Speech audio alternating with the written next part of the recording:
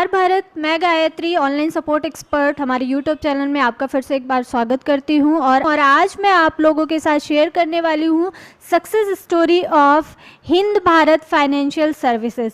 तो आइए मिलते हैं हिंद भारत फाइनेंशियल सर्विसेज के ओनर से। हेलो सर, मैं हूं गायत्री ऑनलाइन सपोर्ट एक्सपर्ट से। प्लीज़ आप अपना इंट्रोडक्शन हमें दें।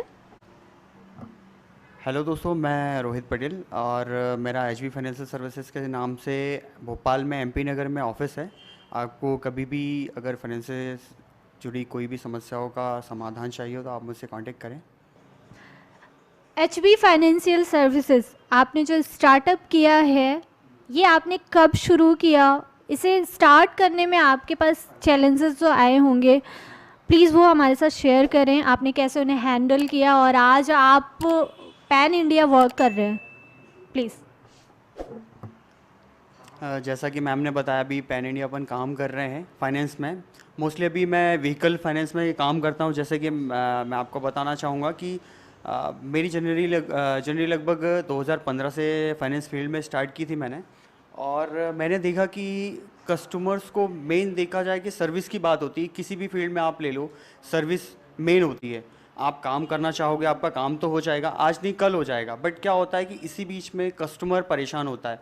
किसी चीज़ के लिए मैं कस्टमर हूँ, कहीं पे आप कस्टमर होते हो और कोई अपने कस्टमर होते हैं। तो किसी को भी अगर चाहिए तो सबसे मेन चीज़ होती है सर्विस होती है। जैसा कि मैंने देखा, मैंने पहले फाइनेंस कंपनियों में, कई कंपनियों में काम भी किया है।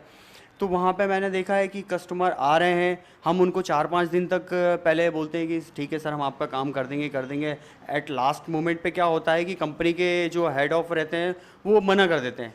आपके जैसे लोन की जो फाइलें रहती है रिजेक्ट कर देती हैं, आपके किसी भी रीज़न से रिजेक्ट कर देती हैं। तो फिर उसमें क्या होता है कि कस्टमर 4-5 दिन परेशान होने के बाद थक जाता है कि मेरा तो काम नहीं हो रहा है। तो ये सब चीज़ें देखते हुए फिर मैंने कहा कि मुझे आइडिया आया कि हम क्यों ना कस्टमर को ऐसी सर्विस दें जो उसका टाइम बर्बाद ना हो, टाइम ख़राब ना हो। क्योंकि आज की डेट में अगर आप देखोगे तो सबसे मेन क्या होता है, टाइम। पैसा तो आज नहीं तो कल आप कमा लोगे, बट टाइम आपके पास वापस नहीं आता है। तो ये सब चीज़ें देखते हुए फिर मैंने सोचा कि अभी जो मेरा काम है, लगभग सारी कंपनियों से हमारा टाई अप होता है और कस्टमर्स को कहाँ से बेटर सर्विस मिल सकती है, रेट ऑफ इंटरेस्ट वगैरह, जो कि कस्टमर्स के लिए मेन होता है। क्योंकि उसको ईएमआई पे करनी होती, तो कस्टमर कोई भी होगा, मैं होऊंगा, अगर मैं लोन लूँगा तो मुझे लगेगा कि मेरी ईएमआई कम से कम हो। तो इंटरेस्ट वगैरह जहाँ से कम होता है हम कस्टमर को वहाँ से सर्विस देते हैं कि सर आपका यहाँ से लोन, आपको लोन अमाउंट भी ज़्यादा हो जाता है, रेट ऑफ इंटरेस्ट कम भी हो जाता है, और आपके near by house, near by home के आपके पास जो हमारे नियरेस्ट ब्रांच होती है बैंक की, वो वहाँ से आपको सर्विस मिल जाती है। अब मैं आपको बताऊंगा जैसे कि लोन में क्या क्या प्रॉब्लम्स होती है कस्टमर को आपके पास कस्टमर्स आते हैं बैंक में। अब वो कस्टमर आए, देन उसके बाद उनको 4-5 दिन तक अपन ने, जैसा मैंने बताया कि 4-5 दिन बाद घुमाने के बाद अपन ने बोल दिया कि सर आपका नहीं हो पा रहा है। बट अगर कस्टमर हमारे पास आता है तो हम उसको एक बार में वन शॉट सॉल्यूशन देते हैं कि सर आपका हम इस बैंक से लोन करेंगे, रेट ऑफ इंटरेस्ट ये रहेगा, सारी चीज़ें बिल्कुल टू बी फ्रैंक रहती है। क्योंकि हम कस्टमर को आज अगर हम झूठ बोलेंगे तो कल कस्टमर हमारे पास या किसी के पास भी नहीं जाएगा और ट्रस्ट नहीं करेगा। और ट्रस्ट वाली बात आती है तो कस्टमर एक बार अगर हमसे जुड़ेगा तो दोबारा उसको कहीं भी जाने की ज़रूरत नहीं पड़ती है। क्योंकि उसको ये लगता है कि हमने 10 जगह घूमने से अच्छा एक जगह पे गए और हमें 10 जगह का सॉल्यूशन मिल गया, 10 प्लेस का सॉल्यूशन मिल गया, 10 बैंक का सॉल्यूशन मिल गया। तो वो इसलिए उसको लोन भी मिल जाता है, कम टाइम में मिल जाता है, बेस्ट इंटरेस्ट के साथ में मिल जाता है और मैक्सिमम फंडिंग के साथ में मिल जाता है। तो और अगर मैं अपनी जनरी की बात करूं तो मेरी जनरी लगभग 2015 से, जैसे मैंने बताया, जॉब से स्टार्ट की। और अभी मैं अपना खुद का सेटअप मैंने किया हुआ है और एमपी नगर में भी मेरा ऑफिस है। अभी कुछ लोकेशन में मैं अभी ब्रांचेस अपनी चालू करने वाला हूँ। लगभग अभी अपन पैन एमपी में तो काम कर ही रहे हैं, आने वाले कुछ टाइम में पैन इंडिया में भी काम करेंगे और मोस्टली अपन व्हीकल फाइनेंस में ही काम करते हैं। ठीक है। Thank you so much sir, आपने जो जर्नी हमारे साथ शेयर की, आपका डिसीजन बहुत ब्रेव था। बिकॉज अगर हम जॉब की बात करें तो मोस्टली लोग जॉब करते हैं, सोचते रहते हैं, अगर 4 दोस्त बैठ करके बातें करते तो शायद यही बातें करते कि हमारा भी स्टार्टअप होना चाहिए, बट डिसीजन नहीं ले पाते हैं। सो आपने एक बहुत अच्छी बात करी कि समय बहुत महत्वपूर्ण होता है और टाइमली आपने इनिशिएटिव लिया, आज आप अपना स्टार्टअप रन कर रहे हैं।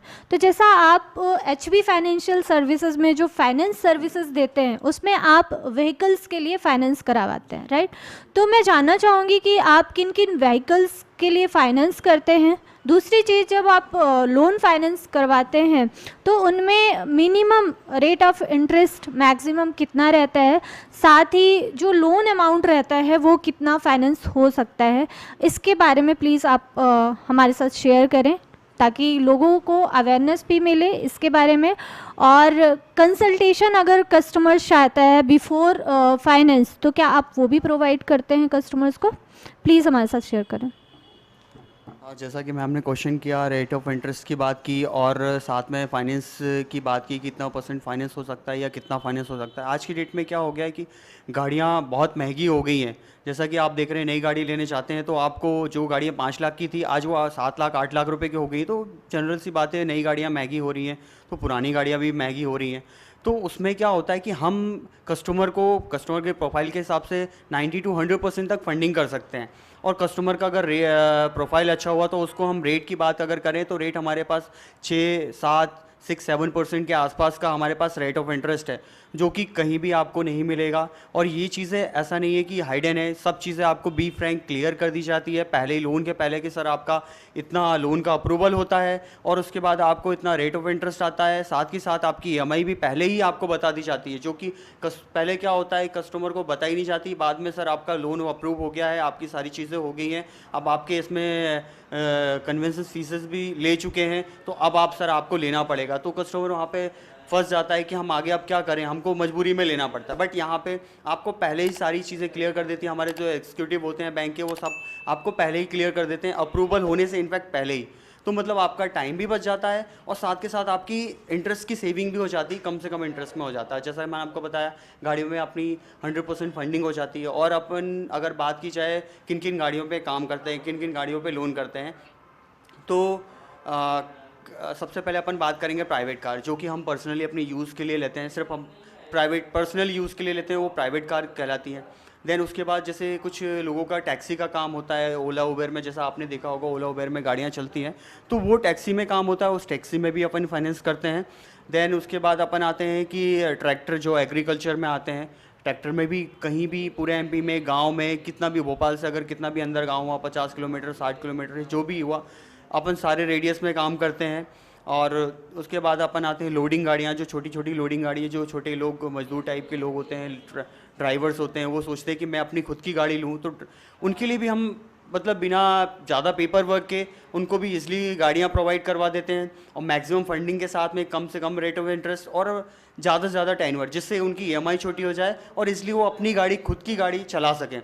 देन उसके बाद आते हैं अपनी बड़ी बड़ी गाड़ियाँ, जैसे हाइवा होते हैं, टिपर्स होते हैं, बड़े बड़े ट्रक्स होते हैं और घोड़ा वगैरह होते हैं। तो सारी गाड़ियों में बेसिकली अपन बात करें तो कार से लेकर अपन ट्रक, हाइवा, बस, JCB, पोकलेन, ये सारी व्हीकल्स पे काम करते हैं। Thank you so much sir, आपने इतनी नॉलेजेबल इन्फॉर्मेशन हमारे साथ शेयर करी। मैं जानना चाहूँगी कि अगर किसी कस्टमर को फाइनेंस की इन्फॉर्मेशन चाहिए हो कि क्या रेट ऑफ इंटरेस्ट होगा, EMIs होंगी, और जिस व्हीकल पर उसे लोन लेना होगा, तो वो इन्फॉर्मेशन आपसे कैसे ले सकता है? कोई ऑफिशियल कॉन्टैक्ट नंबर है या ऑफिस ही विज़िट करना पड़ेगा? प्लीज़ हमारे साथ शेयर करिए। मेरा कॉन्टैक्ट नंबर है, मैं बताना चाहूँगा आपको, 8770556014, और दूसरा नंबर है मेरा 9755332245। और मेरा जो ऑफिस एड्रेस है नियर सरगम टॉकीज, भोपाल, MP नगर। आप यहाँ विज़िट भी कर सकते हैं, मुझे किसी भी टाइम कॉल कर सकते हैं, डायरेक्टली मैं ही आपको कॉल पे मिलूँगा।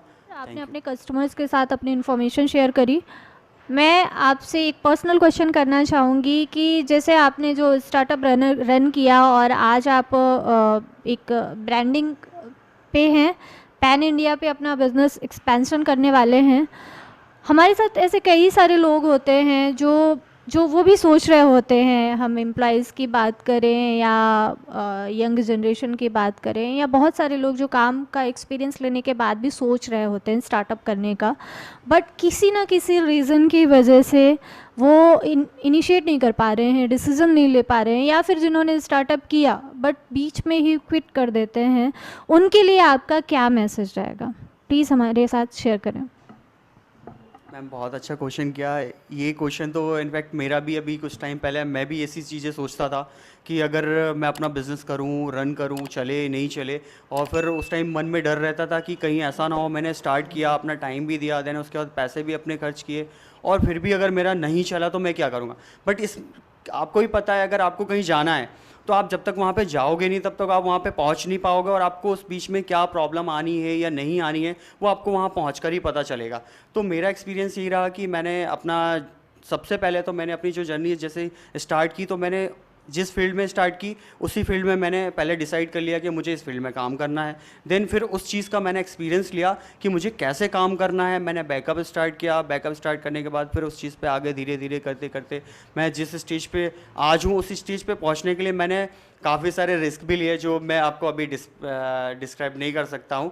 बट ऐसा है कि हमें किसी भी फील्ड में अगर काम करना है, किसी भी अपना अगर सेटअप स्टार्ट करना है, तो हमें रिस्क लेना होता है, और रिस्क लेने के बाद ही हमें, हाँ, कैलकुलेटेड रिस्क लेना चाहिए मेरे हिसाब से। आपको पहले उस चीज़ का एक्सपीरियंस लेना चाहिए, देन उस पर छोटा सा रिस्क लेना चाहिए। अगर आपको लगता है कि हमारा वर्क काम कर रहा है, हम जिस चीज़ के लिए आगे बढ़ रहे हैं उस पर हम आगे और ग्रोथ कर सकते हैं, तो हम उसे और भी थोड़ा रिस्क लेना चाहिए। क्योंकि मेरे हिसाब से अगर आप रिस्क नहीं लोगे तो आप लाइफ में कभी आगे नहीं बढ़ पाओगे।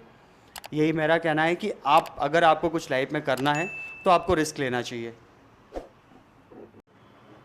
Thank you so much sir, आपका मैसेज लोगों तक पहुंच गया है, और जो लोग अपना स्टार्टअप रन करना चाहते हैं पर अभी नहीं कर पा रहे हैं, रिस्क लेने से डर रहे हैं, तो प्लीज़ इनकी सर की जो सक्सेस स्टोरी है इससे आप इंस्पायर हो सकते हैं और कैलकुलेटिव रिस्क ले सकते हैं, अपने स्टार्टअप को कर सकते हैं। मंजिल मिलेगी राही, बस राह में चलने की तो हिम्मत कर।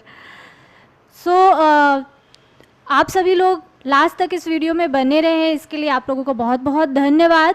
इस वीडियो को ज़्यादा से ज़्यादा लोगों तक शेयर करें, वीडियो को लाइक करें, हमारे यूट्यूब चैनल को सब्सक्राइब करें ताकि लेटेस्ट स्टोरी आप तक सबसे पहले पहुंचे। अगर आपके पास भी कोई सक्सेस स्टोरी है प्लीज़ हमारे साथ शेयर करें। हमारे डिस्क्रिप्शन में कॉन्टैक्ट नंबर प्रोवाइडेड है, आप उस नंबर पर कॉल कर सकते हैं, अपनी सक्सेस स्टोरी हमारे साथ शेयर कर सकते हैं, लोगों के साथ शेयर कर सकते हैं और अपने सपनों को जी सकते हैं। आप अपने आप को इनकरेज करें। मिलते हैं प्रोत्साहन शो के नए एपिसोड में, तब तक के लिए बाय बाय, टेक केयर।